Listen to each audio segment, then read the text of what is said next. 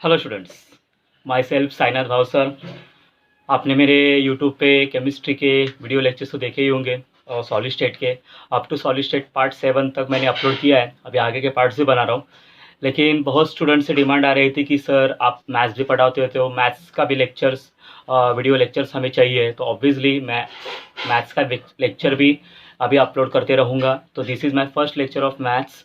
Okay, सो maths 1 में आप देख सकते हो तो सबसे पहला टॉपिक या पहला चैप्टर जो है वो है मैथमेटिकल लॉजिक।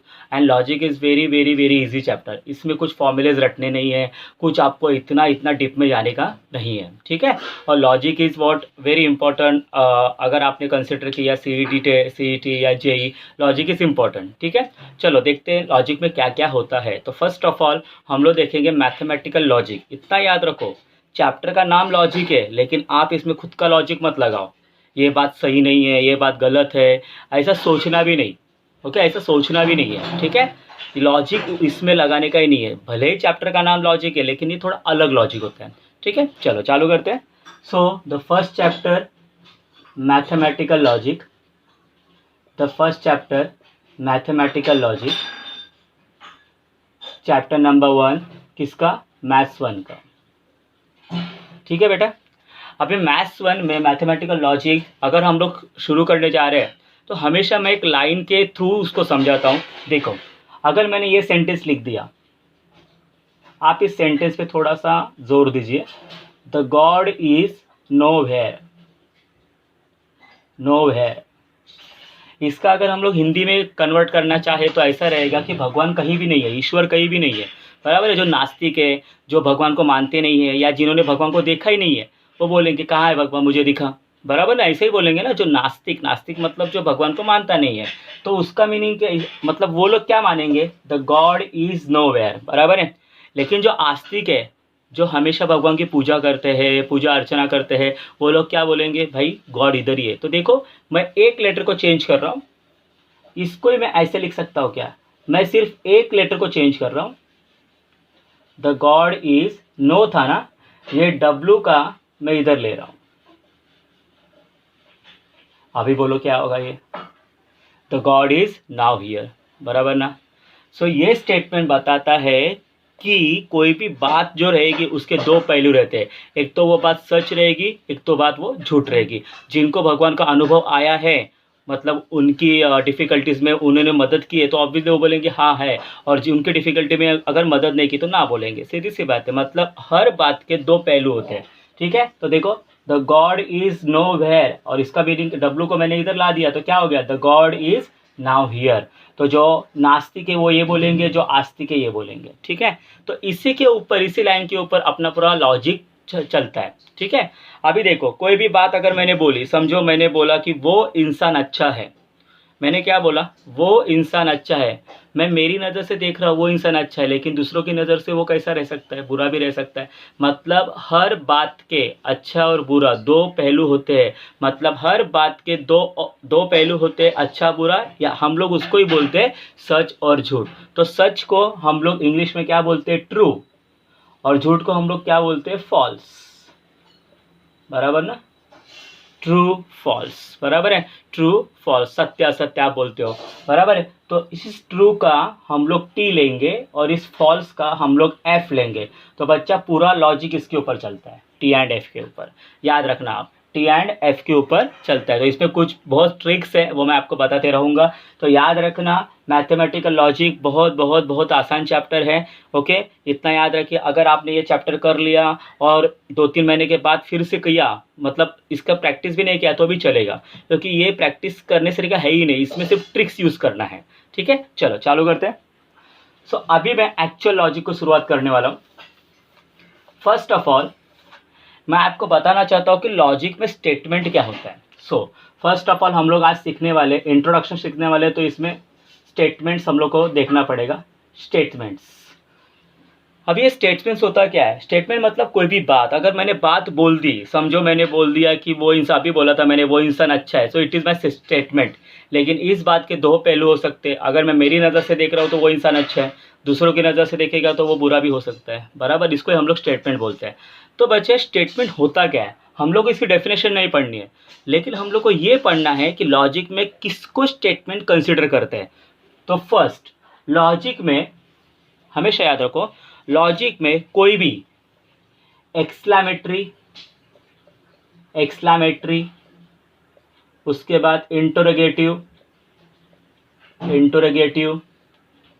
उसके बाद ऑर्डर, उसके बाद कमांड, उसके बाद रिक्वेस्ट, ऐसे अगर सेंटेंसेस आने वाले हैं, एक्सक्लेमेटरी होगा, इंटरोगेटिव होगा। एक्सक्लेमेटरी आपको मालूम है क्या होता है, नॉर्मली ऐसा साइन उसके आगे रहता है। इंटरोगेटिव मतलब कुछ सवाल पूछा है, ऑर्डर दिया है, कमांड दिया है, रिक्वेस्ट किया है। तो ऐसे सेंटेंस को कभी भी हम लोग स्टेटमेंट नहीं बोलेंगे, याद रखना कभी भी। कौन कौन से statement? Exclamatory, interrogative, order, command, request, इन लोग को हम लोग कभी भी स्टेटमेंट नहीं बोलेंगे लॉजिक में। Okay, are not considered as statements in logic. याद रखना ये बात, बहुत बहुत इंपॉर्टेंट बात है। तो मुझे बताइए, तो लॉजिक में स्टेटमेंट क्या होगा? अरे ये सब छोड़ के जो रहेगा वो लॉजिक में स्टेटमेंट रहेगा, बराबर ना। अभी दूसरी और एक बात होती है, ओपन स्टेटमेंट। ये थोड़ा पढ़ लेना, ओपन स्टेटमेंट थोड़ा सा डिफिकल्ट होता है। ओपन स्टेटमेंट, अभी ओपन स्टेटमेंट क्या होता है? जिस बात को आप डेफिनेटली बोल ही नहीं सकते कि ये सच है या झूठ है, उसको हम लोग ओपन स्टेटमेंट बोलेंगे। ठीक है, चलो देखते हैं ओपन स्टेटमेंट। Truth value. अब ये ट्रूथ वैल्यू होती क्या है? सच या झूठ, ट्रू और फॉल्स, उसको हम लोग ट्रूथ वैल्यू बोलते हैं। Truth value of any statement, if से स्टार्ट करते हैं। If truth value of any statement cannot be determined, then such statement called open statement, या ओपन सेंटेंस भी बोल सकते हो आप, statement. And always remember, and open sentences या स्टेटमेंट कुछ भी बोल दो, open sentences are not statements in logic. याद रखना ये बात, हमेशा याद रखो, ओपन स्टेटमेंट कभी भी लॉजिक में कंसिडर किया नहीं जाता। ओके, तो चलो देखते हैं, इसके ऊपर कुछ क्वेश्चंस हम लोग लिख लेंगे। ठीक है, तो exclamatory, interrogative, order, command, request are not consider as statement in logic. इन लोग को लॉजिक में कोई स्थान नहीं है। और ओपन स्टेटमेंट मतलब क्या? कोई भी चीज़ अगर मैंने बोली है लेकिन उसके वो सच है या झूठ है ये आप डिसाइड नहीं कर पाओगे, तो उसको हम लोग क्या बोलेंगे? ओपन सेंटेंस बोलेंगे। और ओपन सेंटेंस हमेशा लॉजिक में स्टेटमेंट नहीं होते। चलो, अभी ये तो सिर्फ बोलने की बात है, कभी भी याद रखना, इसमें लॉजिक में डेफिनेशन कभी बाहर नहीं करते। मैथ्स में डेफिनेशन होती ही नहीं है नॉर्मली, लेकिन आपको कैसा है समझ में आना चाहिए, इसलिए मैंने लिख के दिया। ओके, चलो अभी देखते हैं, हम लोग कुछ क्वेश्चंस लेते हैं, हम लोग डिसाइड करेंगे कि वो स्टेटमेंट है कि नहीं है। चलो, let us take some examples.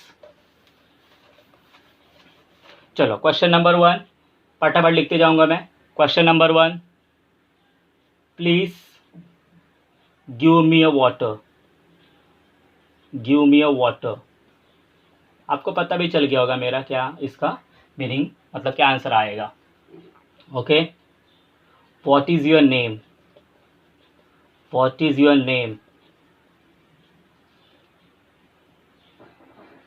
He is short. Fourth one,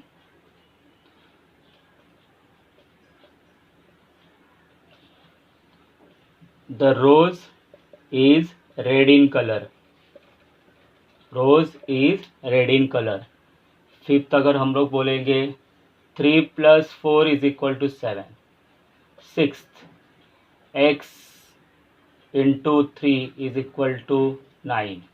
ठीक है, सेवेंथ, और एक ले लेंगे,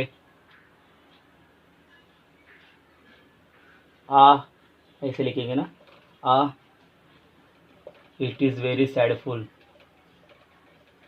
चलो, ये स्टेटमेंट ले रहे हैं हम लोग। चलो अभी और लेंगे, आपको बता दूंगा मैं। चलो अभी देखो, please give me a water, आपको सिर्फ पहचानना ये स्टेटमेंट है कि नहीं, बस एक मार्क के लिए क्वेश्चन आ जाता है। एक्चुअली बहुत से स्टूडेंट ना इसको इग्नोर करते हैं, अरे क्या इजी तो है, सर ने पढ़ाया इजी तो है, हम लोग कर लेंगे। लेकिन बच्चा जब एग्जाम में आ जाता है ना तो हम लोग इसको ही भूलते हैं पहला। तो याद रखना बेटा, बेसिक कभी भी नहीं भूलना इसका।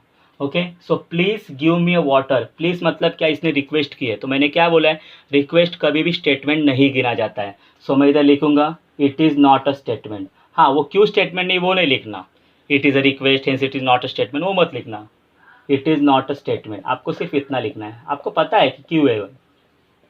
दूसरा, व्हाट इज़ योर नेम, इधर आपने क्वेश्चन पूछा है तो ऑब्वियसली ये भी सीधी सी बात है, स्टेटमेंट नहीं रहेगा, it is not a statement, it is not a statement. अभी इसमें जो भी स्टूडेंट है वो मार खा जाते हैं। He is a short, he is a short, short मतलब क्या, वो हाइट में छोटा है। Okay, he is a short, वो हाइट में छोटा है, लेकिन मेरी नज़र से वो हाइट में छोटा है, लेकिन दूसरों की नज़र से जो उससे भी छोटा कोई हो सकता है ना। अगर कोई बच्चा छोटा है, मतलब 1 साल का बच्चा है, और सामने वाला समझो 10 साल का है, तो ऑब्वियसली उसकी हाइट ज़्यादा ही रहेगी 1 साल के बच्चे के कंपेयर में। मतलब मेरी नज़र से देखोगे तो वो शॉर्ट है, लेकिन दूसरों की नज़र से देखोगे तो वो टॉल भी रह सकता है। मतलब इस बात का कोई गारंटी नहीं है कि वो शॉर्ट है या टॉल है, समझा इतना। तो हमेशा याद रखो, जिसकी कोई गारंटी नहीं होती है उसको हम लोग क्या बोलते हैं, ओपन सेंटेंस बोलते हैं। तो ये ओपन सेंटेंस है, याद रखना। और ओपन सेंटेंस कभी भी स्टेटमेंट नहीं होते। हाँ, लेकिन जब भी ओपन सेंटेंस आएगा तो आपको मेंशन करना पड़ेगा, it is an open sentence, it is an open sentence, hence it is not a statement, याद रखना कभी भी। चलो अभी देखते हैं ये, the rose is red in colour. अभी मुझे बताइए, the rose is red in colour, मैं बोल रहा हूँ the rose is red in colour, गुलाब का रंग लाल होता है, लेकिन गुलाब पिंक कलर का भी होता है, सीधी सी बात है, बराबर है। येलो कलर का भी गुलाब होता है। मतलब ये मेरी बात है, मैंने सिर्फ कौन सा कलर बोला है, रेड कलर बोला है, कोई दूसरा आके मुझे बोलेगा येलो कलर का भी रहता है, पिंक कलर का भी रहता है। तो सीधी सी बात है, मैं जो बोल रहा हूँ उसको कोई प्रमाण नहीं है, तो सीधी सी बात है, ये भी कौन सा सेंटेंस है, ओपन स्टेटमेंट, बराबर है, ओपन सेंटेंस, सॉरी। तो इधर भी हम लोग लिखेंगे it is an open sentence, it is an open sentence, hence it is not a statement, it is not a statement, बराबर है। अभी आपको दिख सकता है 3 + 4 = 7, हमेशा याद रखो, कोई भी मैथमेटिक्स आया हमेशा स्टेटमेंट रहता है वो, इट इज़ अ स्टेटमेंट। अभी इधर देखो, x × 3 = 9, ओके, x × 3 = 9। तो अभी मुझे बताइए x के जगह पे कौन सा ऐसा नंबर आएगा कि हम लोग, x के जगह पे ऐसा कौन सा नंबर आएगा कि हम लोग का आंसर 9 आना चाहिए। तो x के जगह पे 3 आएगा, बराबर है, x के जगह पे 3 आएगा। अभी 3 लिखने के दो तरीके हैं, x के जगह पे 3 आ सकता है, या x के जगह पे मैं ऐसा भी ले सकता हूँ 9/3, बराबर है, ये भी लिख सकता हूँ, बराबर ना, क्योंकि x की वैल्यू 3, इधर 3 रखो, 3 3 9, और इधर x = 9/3 रखो, 3 3 कैंसिल, 9 ही बचेगा, बराबर है। एक्चुअली दोनों का मीनिंग सेम ही है, दोनों का मीनिंग सेम ही है, लेकिन क्या है, x की वैल्यू आपको पता नहीं है क्या हो सकती है, बराबर है, x की वैल्यू आपको पता नहीं है क्या हो सकती है। ओके, x की वैल्यू 3 भी हो सकती है और x की वैल्यू 9/3 भी हो सकती है, ठीक है। मतलब आप डिसाइड नहीं कर पा रहे हो कौन सी वैल्यू रहेगी। याद रखना, कभी भी x वाला आएगा ना, कभी भी x वाला आएगा ना, हमेशा याद रखो वो हमेशा ओपन सेंटेंस रहता है। कैसा रहता है, ओपन सेंटेंस। तो ऑब्वियसली मैं इसको ओपन सेंटेंस से लिखूंगा, it is an open sentence, hence not a statement. हमेशा याद रखना, कोई x वाला आ गया, कोई x वाला आ गया, हमेशा याद रखना वो हमेशा ओपन सेंटेंस रहेगा, क्योंकि x की वैल्यू हम लोग को डिटरमाइन करने नहीं आती है।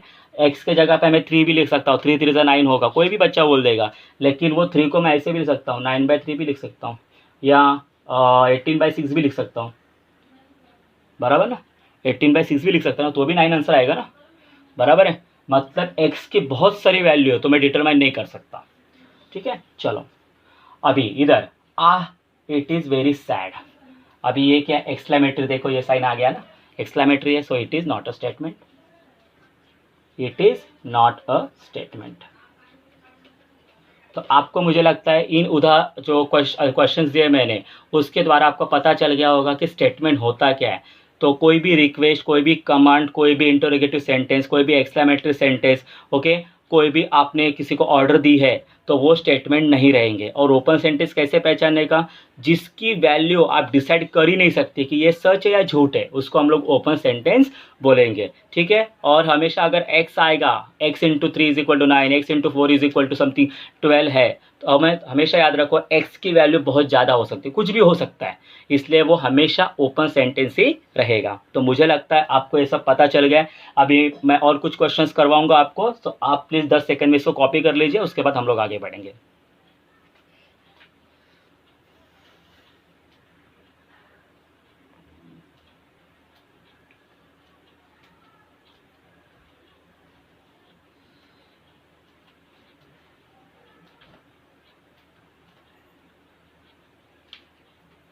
ठीक है, हो गया स्टूडेंट्स। चलो अभी हम लोग कुछ क्वेश्चंस कर लेते हैं, देखते हैं।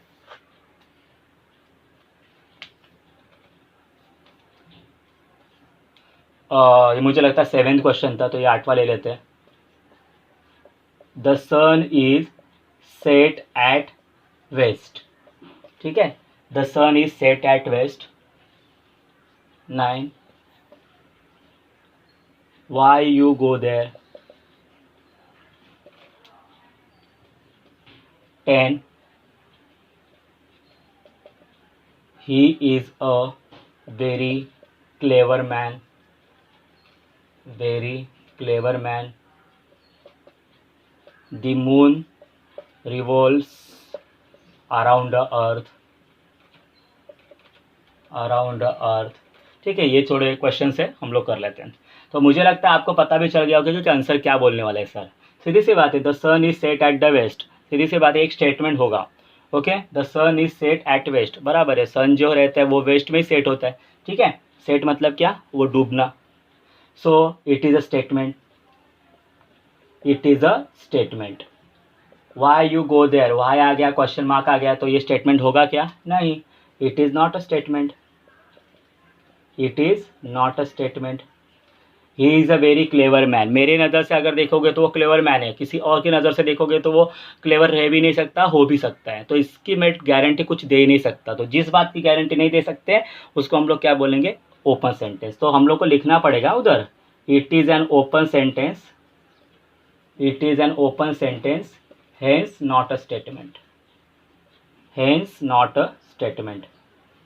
और लास्ट में द मून रिवॉल्व्स अराउंड अर्थ, सच बात है, सीधी सी बात है, सो it is a statement, it is a statement.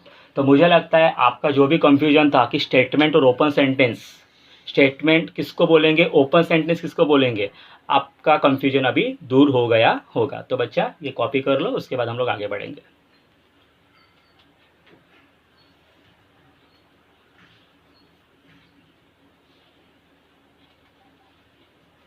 Okay students, चलो तो हम लोग ने कम से कम 11 क्वेश्चन किए। आप कौन सा भी क्वेश्चन अपने मन का उठा लो और करो, आपको आंसर आ जाएगा। चलो चालू करते हैं। अभी बेटा हम लोग आगे बढ़ने वाले, हम लोग अभी देखेंगे नॉर्मली लॉजिक में क्या क्या कनेक्टिव वर्ड्स होते हैं, तो देखते हैं। सो फर्स्ट लॉजिक, जिन चार मतलब चार कंधे बोलते हैं ना हम लोग, चार बेसिक्स, जो चार बेस पे चलता है ना, वो अभी मैं सिखाने जा रहा हूँ, ध्यान देना।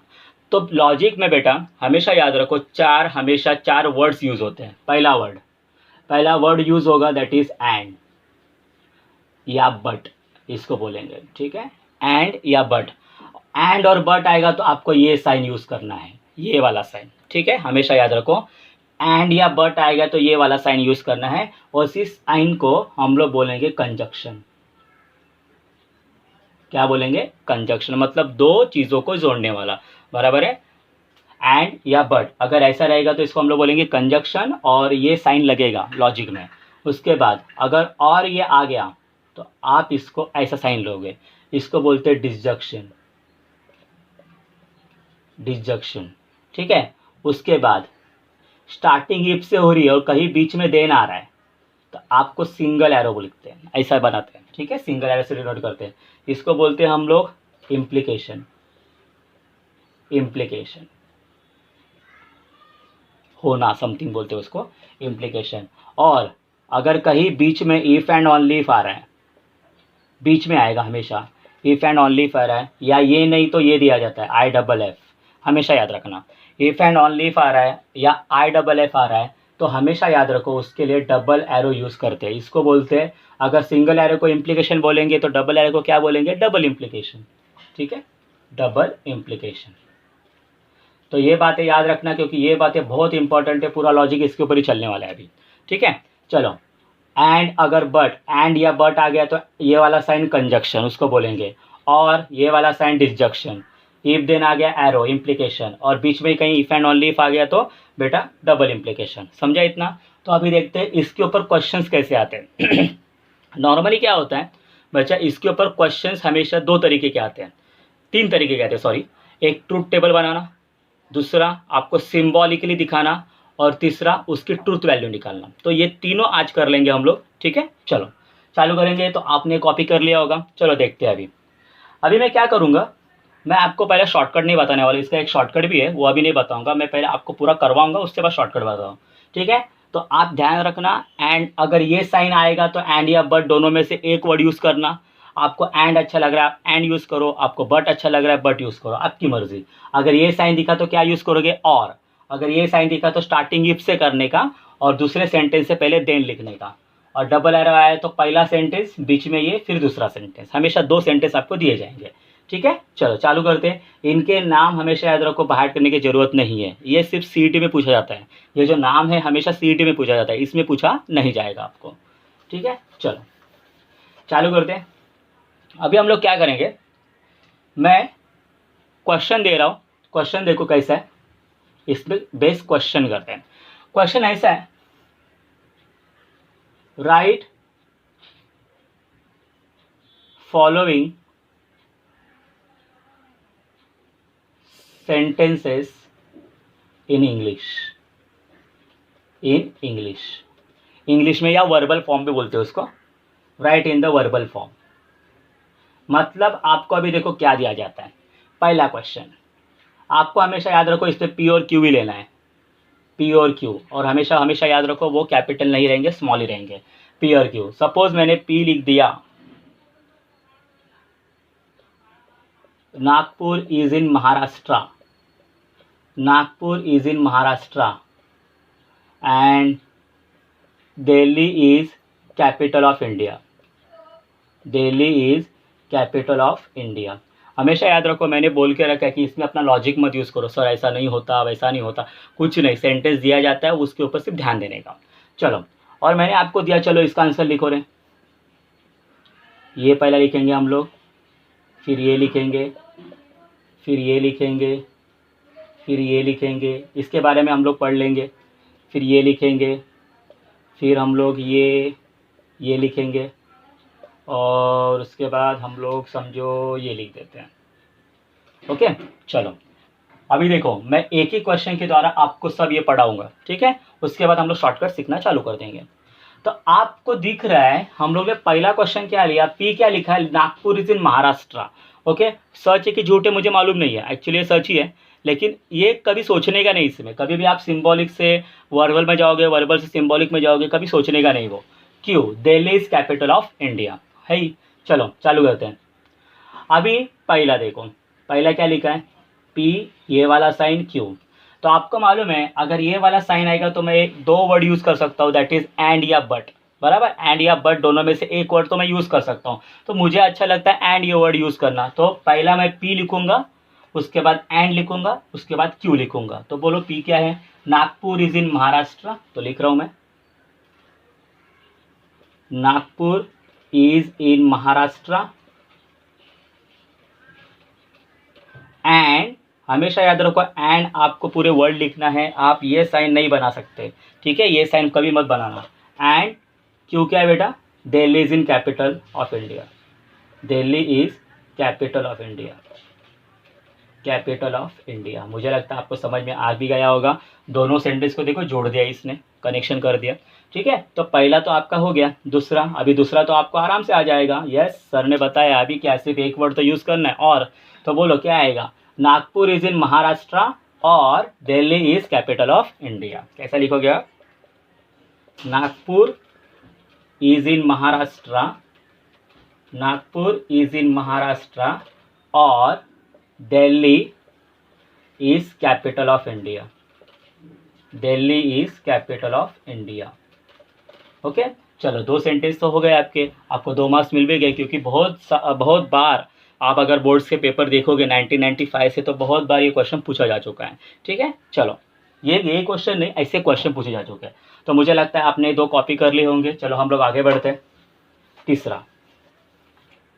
तीसरा हम लोग देखते हैं, C P arrow Q.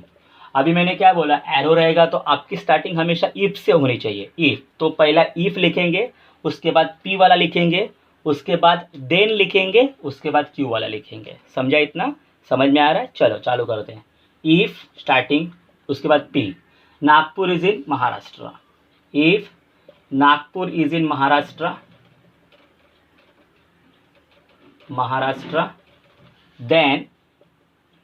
then Delhi is capital of India, Delhi is capital of India, Delhi is capital of India। मुझे लगता है आपको सी भी पता चल गया।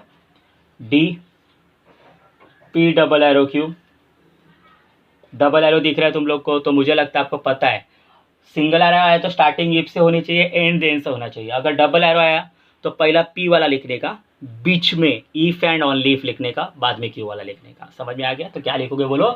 Nagpur is in Maharashtra, Nagpur is in Maharashtra, if and only if. Okay, ऐसा लिखने का है। If and only if Delhi is capital of India, Delhi is capital of India, Delhi is capital of India. देखो हम लोग ने चारों कर लिए, बराबर? हम लोग ने क्या कर लिया? चारों तो कर लिए ना।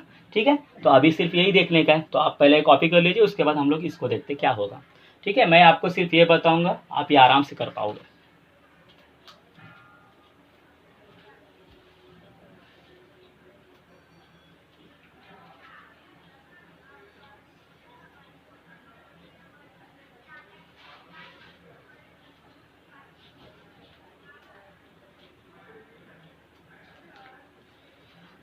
चलो बेटा आगे बढ़ते हैं। अभी देखो ई, ये वाला सिंबल और पी। बेटा हमेशा याद रखो ये वाले सिंबल को क्या बोलते हैं। ये वाला सिंबल मतलब इसको बोलते हैं हम लोग लॉजिक में निगेशन बोलते हैं। क्या बोलते हैं? निगेशन। और अगर ये वाला साइन दिखा तो हमेशा नॉट यूज़ करने का। क्या यूज़ करने का? नॉट यूज़ करने का। कहाँ नॉट यूज़ करने का? जहाँ भी आपके हेल्पिंग वर्ब्स रहेंगे। आपको मालूम है, आप तो बहुत अभी स्मार्ट हो चुके हो। हेल्पिंग वर्ब्स मतलब क्या? एम, इज़, आर, वेयर, वो सब रहता है ना, वॉज, उसके आगे ही नॉट लगाना है। ठीक है, चलो चालू करते हैं। इसका मीनिंग क्या है? नेगेशन, और इधर नॉट लिखना है आपको। चलो चालू करते हैं। तो अभी सिर्फ इधर आप देख सकते हो एक ही स्टेटमेंट लिखा है, तो हम लोग एक ही स्टेटमेंट लिखेंगे। क्या लिखा है इधर? पी क्या है? पहले पी देखो क्या है। नागपुर इज इन महाराष्ट्र, हम लोग को नेगेशन आ गया है तो नॉट लिखना पड़ेगा। तो किसके आगे मैंने बोला है? हेल्पिंग वर्ब के आगे नॉट लिखना। तो हेल्पिंग वर्ब आपका इज है, तो क्या लिखोगे? Nagpur is not in Maharashtra. ठीक है, आराम से हो जाएगा। Nagpur is not in Maharashtra. ठीक है, तो मुझे लगता है आपको पता चल गया। तो अभी आप ये भी कर सकते हो। चलो मैं ये कर देता हूँ, आप ये करना। ठीक है, चलो अभी एरो दिख रहा है तो स्टार्टिंग किससे होगी? इफ से होगी। दोनों को ही निगेशन लगा है तो दोनों में ही नॉट लगेगा। If Nagpur is not in Maharashtra, if Nagpur is not in Maharashtra, then Delhi is not capital of India, not capital of India. बराबर है? देखो आराम से आ रहा है। तो आप जरा इसको ट्राई करना प्लीज़, 10 सेकंड में ट्राई कर लो।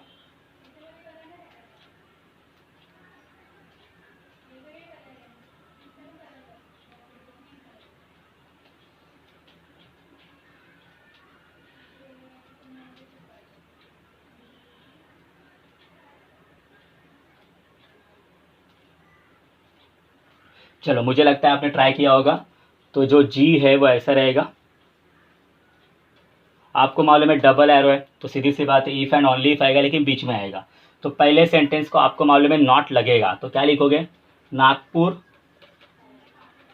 Is not in Maharashtra, Nagpur is not in Maharashtra if and only if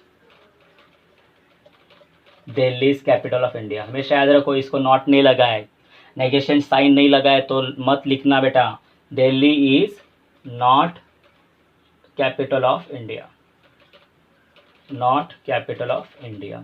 तो मुझे लगता है आपको ये सब बातें पता चल गई होगी, और मुझे लगता है आपको अभी कौन सा भी अगर मैंने क्वेश्चन दे दिया तो आप हमेशा आराम से कर पाओगे। ठीक है, लेक्चर के एंड में मैं आपको होमवर्क भी दूंगा, वो कर लेना। अगर कर लिया आपने तो आप बहुत बहुत बहुत बहुत काबिल हो चुके हो। ठीक है, चलो इसको लिख लो, उसके बाद हम लोग आगे बढ़ते हैं।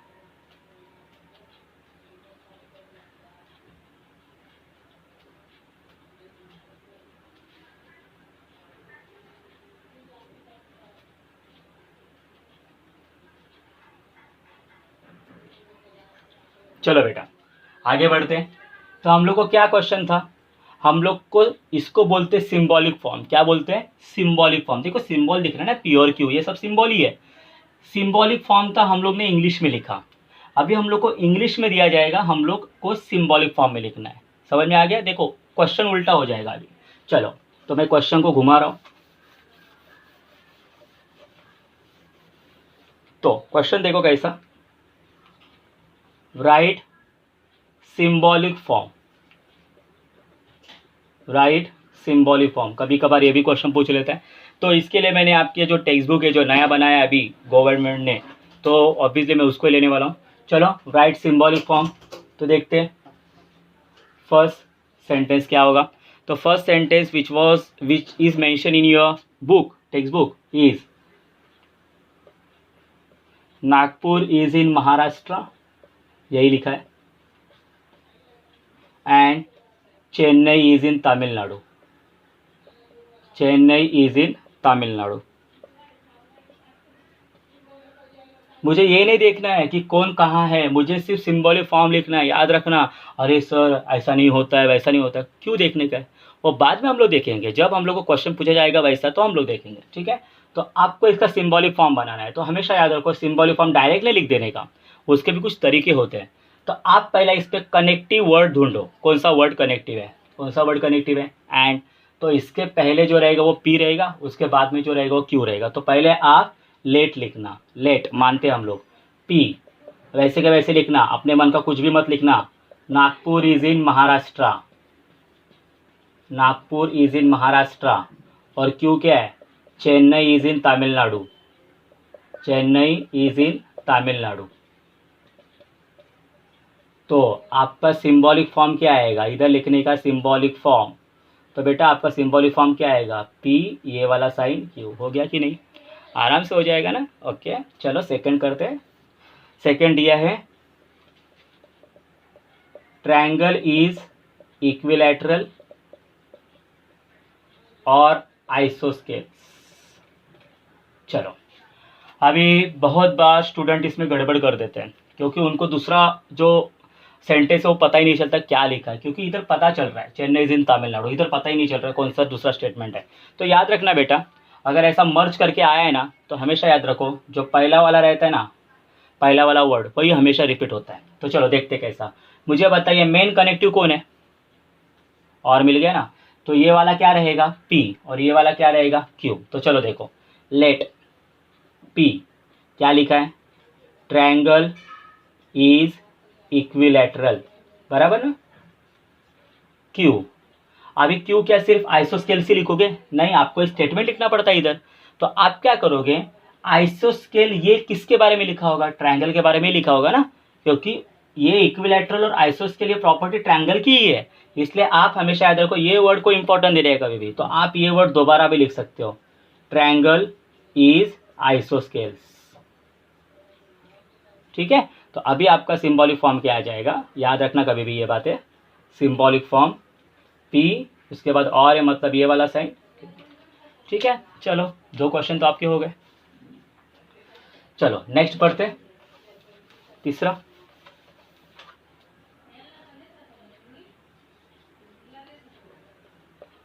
The angle is right angle if and only if it is measure of 90 degree. Okay, ये तो आप सबको पता है कि जिसका 90 डिग्री होता है उसको राइट एंगल ही बोलेंगे। चलो चालू करते हैं। अपने को ये नहीं देखने का है कि क्या सच है क्या झूठ है, मुझे सिर्फ सिंबॉलिक फॉर्म देखना है बस। ओके चलो, मेन कनेक्टिव वर्ड कौन सा है? इफ एंड ओनली इफ, देख रहे हैं, मतलब इधर डबल एरो आएगा। तो डबल एरो मतलब इफ एंड ओनली इफ से पहला जो रहेगा वो पी रहेगा, जो बाद में रहेगा वो क्या रहेगा? क्यू रहेगा। तो पी क्या रहेगा? The angle is right angle, the angle is right angle. और क्यू क्या रहेगा? It is measure of 90 degree, it is measure of 90 degree. तो सीधी सी बात है, इसका जो भी सिंबॉलिक फॉर्म रहेगा वो क्या आएगा? पी डबल एरो क्यू आ जाएगा। ठीक है, इजी है। फोर्थ क्वेश्चन ले लेते हैं। हिमा दास, बहुत बड़ा नाम है ये, याद रखना। Hima Das wins a gold medal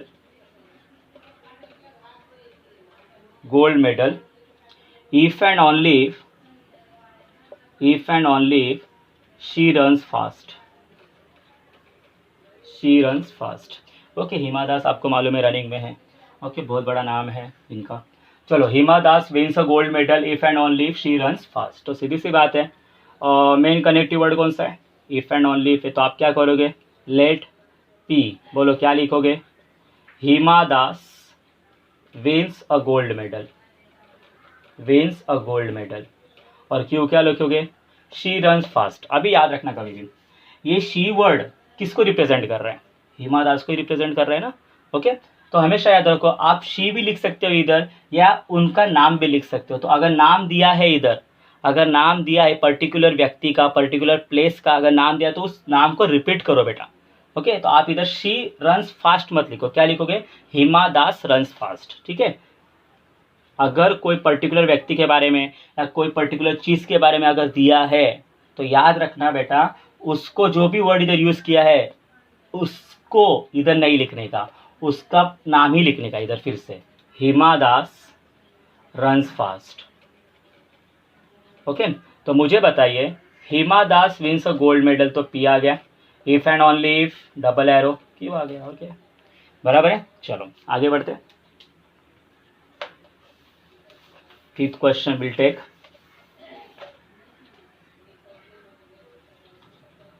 x is not irrational number but is a square of integer, ठीक है, चालू करते हैं। x is not irrational number but is a square of integer। अभी थोड़े से स्टूडेंट इधर गड़बड़ा आ जाते हैं, क्या होता है? सर ने क्या बोला? नॉट आया इधर वर्ड, नॉट आया मतलब ये साइन तो लगने वाला पक्का है, पर लेकिन लिखते समय आप कैसा लिखोगे?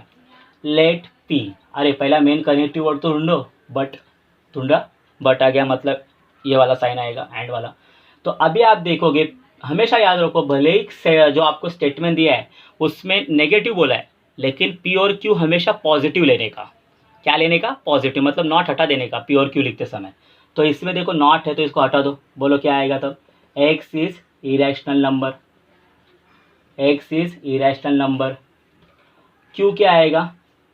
But is a square of integer. बराबर, इधर तो नॉट ने लिखा तो ऐसे कैसे लिखना पड़ेगा? क्या लिखोगे? But is a square of integer, but तो ऑब्वियसली कनेक्शन है, is a square of integer.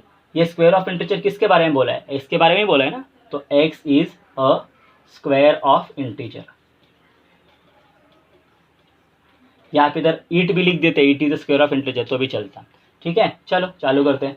अभी मुझे बताइए, बट आया है तो ऐसा साइन रहेगा, is a square of integer कहीं निगेटिव दिख ही नहीं रहा है, तो क्यों वैसे के वैसे रहेगा।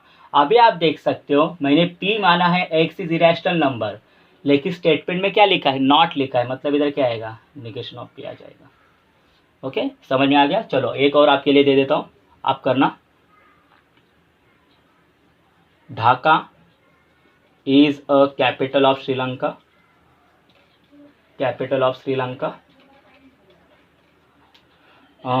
if and only if India is best,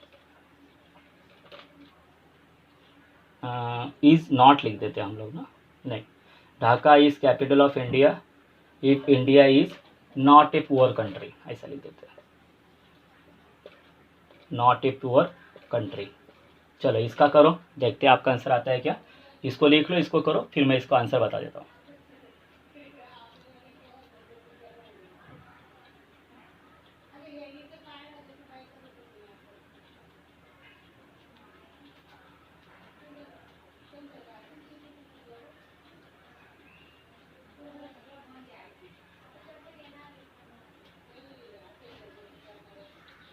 चलो आपने किया होगा, मुझे बताइए क्या है। लेट पी, इसमें कहीं नॉट नहीं लिखा है तो सीधी सी बात है आप कर लोगे। ढाका इज़ अ कैपिटल, मतलब वही लिखना है, Dhaka is a capital of Sri Lanka. और इफ़ एंड ऑनली इफ के बाद इंडिया आया है तो क्यों क्या लिखोगे, इंडिया इज़ नॉट लिखा है, लेकिन मैंने हमेशा लिखते समय क्या बोला है, हमेशा नॉट निकाल के लिखना। India is a poor country, India is a poor country. तो अगर मुझे सिंबॉलिक फॉर्म लिखना है तो सिंबॉलिक फॉर्म क्या आएगा बेटा, सिंबॉलिक फॉर्म आ जाएगा इसका, इसमें तो नॉट नहीं लगा है तो P, if and only if लगा है मतलब double arrow, India is not a poor country, इसमें नॉट लगा है तो नेगेशन ऑफ क्यू, ऐसा आएगा। और आपने किया होगा तो यस आपका सही है। ठीक है, चलो कॉपी कर लो, उसके बाद हम लोग बढ़ते आगे।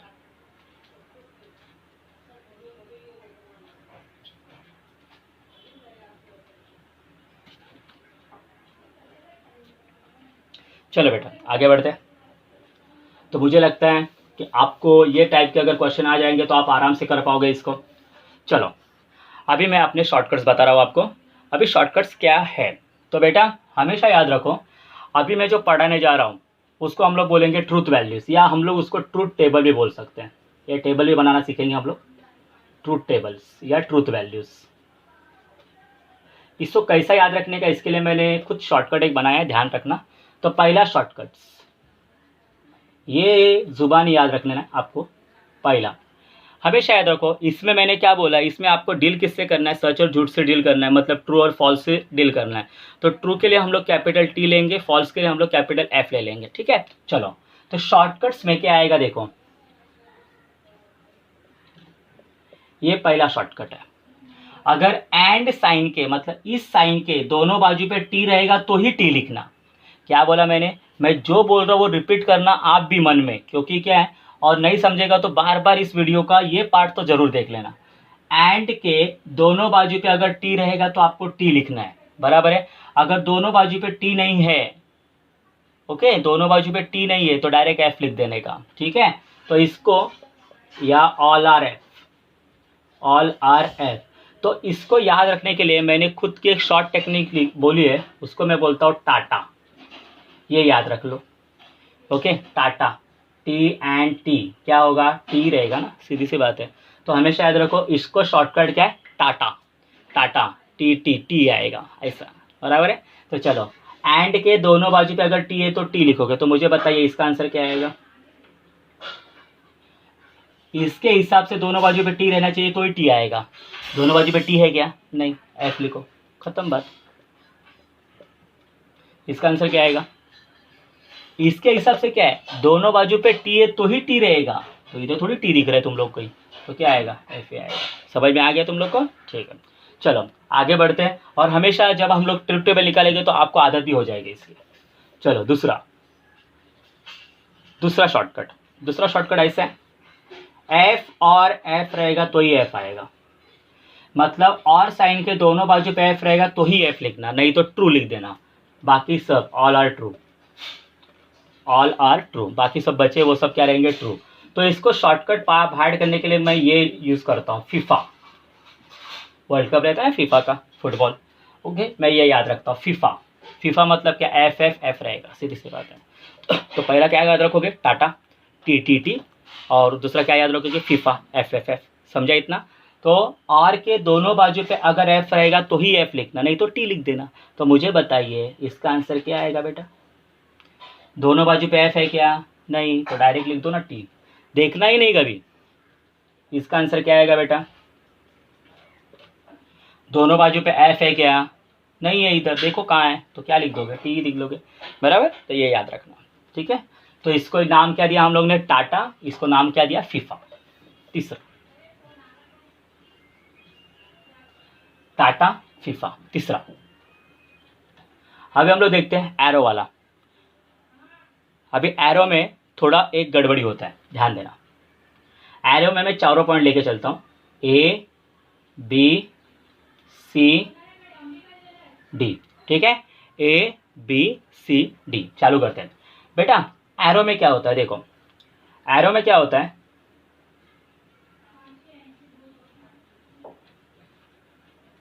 पहले लिख लेता हूँ बेटा।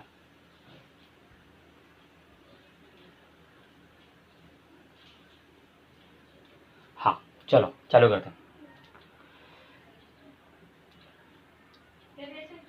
ओके हाँ, अभी ध्यान रखना इसका शॉर्टकट कैसे है। इसका शॉर्टकट ऐसा है बेटा, एरो में क्या रहता है, जिधर एरो का हेड रहता है, हेड हेड वही लिख देने का। तो एरो का हेड किधर है, टी के पास, टी लिख दो। इधर एरो का हेड किधर है, एफ के पास, तो एफ लिख दो। इधर एरो का हेड किधर है, टी के पास, टी रख दो। लेकिन इसके लिए थोड़ा एक्सेप्शन है। अगर एरो के दोनों साइड पे एफ रहेगा तो बेटा आंसर टी आएगा, याद रखना। इसमें ये नहीं चलता जो मैंने अभी बोला वो। इधर एरो का हेड क्या है, टी, तो टी लिख दो। इधर एरो का हेड क्या है, एफ, तो एफ लिख दो। इधर एरो का हेड क्या है, टी है, तो टी लिख दो। इधर एरो का हेड क्या है, एफ, तो इधर एफ लिख देना। ऐसा मत करना, ओके। इसमें क्या होगा, इधर अगर दोनों सेम रहेंगे तो बेटा आंसर टी लिखना है आपको, इधर टी लिखना है, ठीक है। एरो इधर टी है तो टी, एरो इधर एफ है तो एफ, एरो इधर टी है तो टी, इधर एरो दोनों बाजू पे सेम है तो टी रहेगा। ये याद रखना, सिर्फ ये एक्सेप्शन इधर याद रखना, ठीक है। आगे बढ़ते हैं। और चौथा फॉर्मूला इधर लिख देता हूँ, मतलब आपको कॉपी करने में आसानी आएगी, ओके, कॉपी करने में आसानी आएगी।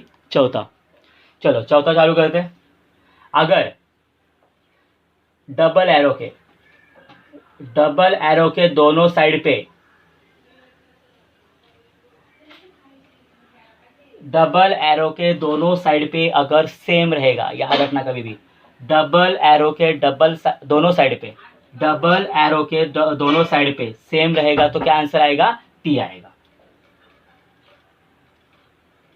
ठीक है बेटा, ओके। डबल एरो के दोनों साइड पे अगर सेम रहेगा तो आंसर कितना आएगा, टी आएगा, समझ गया। डबल एरो के दोनों साइड पे अगर सेम रहेगा तो आंसर क्या आएगा, टी। दोनों साइड पे सेम तो क्या रहेगा, टी। देखो दोनों साइड पे सेम है तो टी आएगा। तो दिस आर द शॉर्टकट्स, याद रखना। टाटा, उसके बाद फीफा, उसके बाद ये याद रखना, उसमें ये एक्सेप्शन है। और उसके बाद चौथा वाला याद रखना, डबल एरो के दोनों साइड पे सेम रहेगा तो टी आएगा, दोनों साइड पे सेम रहेगा तो टी आएगा, ठीक है। तो इतना आप लिख लेना।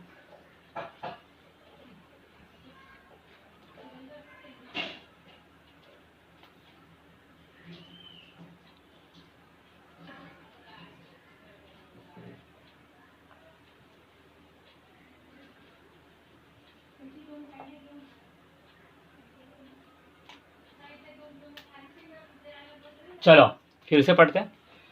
इसका क्या याद रखोगे, टाटा मतलब टी एंड टी, तो क्या होगा, टी, दोनों बाजू पे टी रहेगा तो टी लिखना। और में क्या रहेगा, दोनों बाजू पे एफ रहेगा तो एफ लिखना। उसमें इसमें क्या याद रखोगे, जिधर एरो हेड है उधर का ही लिखने का है। तो टी रहेगा तो टी, एफ रहेगा तो एफ, टी रहेगा तो टी। लेकिन किसमें आपको ध्यान देना है, एरो में अगर दोनों बाजू पे एफ रहेगा तो टी लिखना ही है, याद रखना, ये याद रखना है। और डबल एरो की प्रॉपर्टी क्या है, दोनों बाजू पे सेम रहेगा तो टी लिख देना, दोनों बाजू पे same F F T T रहेगा तो टी लिख देना, ठीक है। तो बच्चा आज ट्रूथ टेबल का हम लोग ने शॉर्टकट पढ़ लिया, ओके। तो अभी नेक्स्ट लेक्चर में हम लोग ट्रूथ टेबल्स क्या होते हैं, फिर उसके ट्रूथ वैल्यूज़ क्या होते हैं, हम लोग नेक्स्ट लेक्चर में देख लेंगे, ठीक है बेटा। चलो आज के लिए इतना ही। अगर वीडियो पसंद आए तो प्लीज़ लाइक करना, कमेंट करना, और अगर कोई पार्ट नहीं समझा है तो प्लीज़ प्लीज़ प्लीज़ मुझे कमेंट करना, नेक्स्ट लेक्चर में वो पार्ट में फिर से समझा दूंगा आपको, ठीक है। चलो तो आज के लिए इतना ही, थैंक यू।